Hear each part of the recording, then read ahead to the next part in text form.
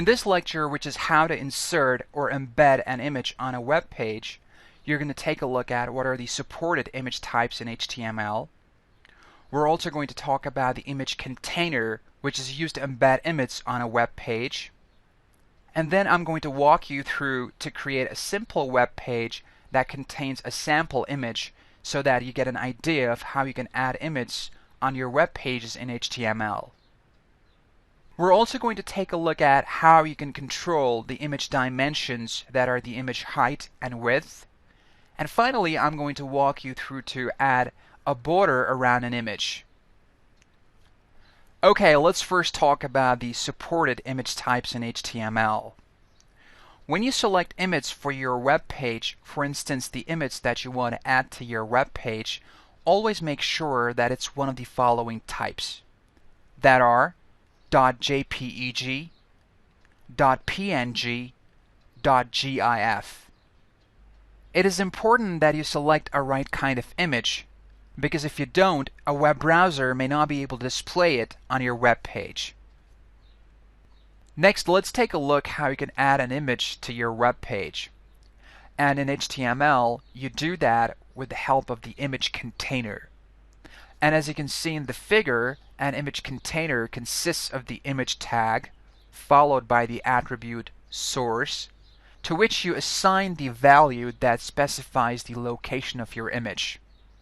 And the location can be your local computer, it can be a remote location, or a different website altogether. Now let's work on to create a simple web page that contains a sample image so that you get an idea of how you can add an image on your web page. Therefore, open Notepad on your computer. And once you're in Notepad, open your existing HTML document template, just the way you've been doing it in the previous lectures. So here I'll look for the My Web Page template. And let's say on this web page, instead of typing in a paragraph, you wanted to add an image. And as you now know, you can do that by inserting the image container, which starts with the image tag followed by the attribute source. And then you type in the equal sign. The value that you need to assign to the source attribute is the exact location of your file. And let's say for this example, I wanted to add the jellyfish image on this web page. So I copy the exact path of this image on my computer. So I copy it from here, and I go back to Notepad, and I paste it over here as the value for the source attribute. Next, let's save this file so that we can preview it. So I'm going to call it sample image page.html,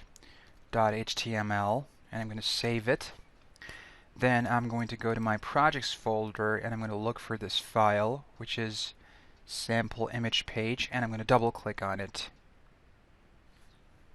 As you can see in the preview, I have the jellyfish image on the web page now. And it's exactly how simple and easy it is to add an image to your web page in HTML. Now that you have learned how to add an image to your web page, you may also want to control its dimensions, that are the height and width of the image on your web page.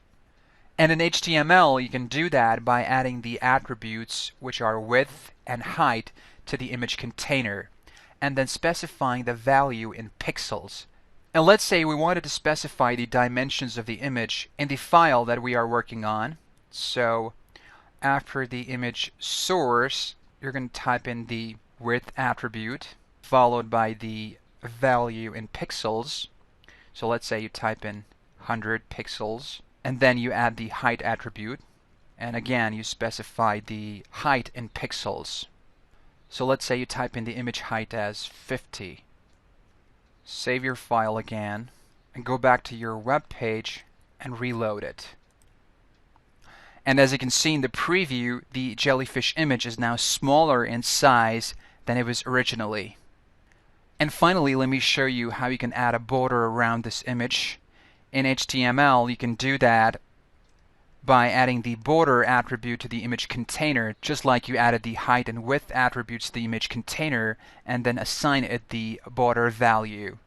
Therefore, let's see how we do that in practice by adding the border to the image in the web page we're working on. So just go back to Notepad, and for now I'm just going to get rid of the width and height, and instead I'm going to type in the border attribute and assign it the value as, let's say, 4.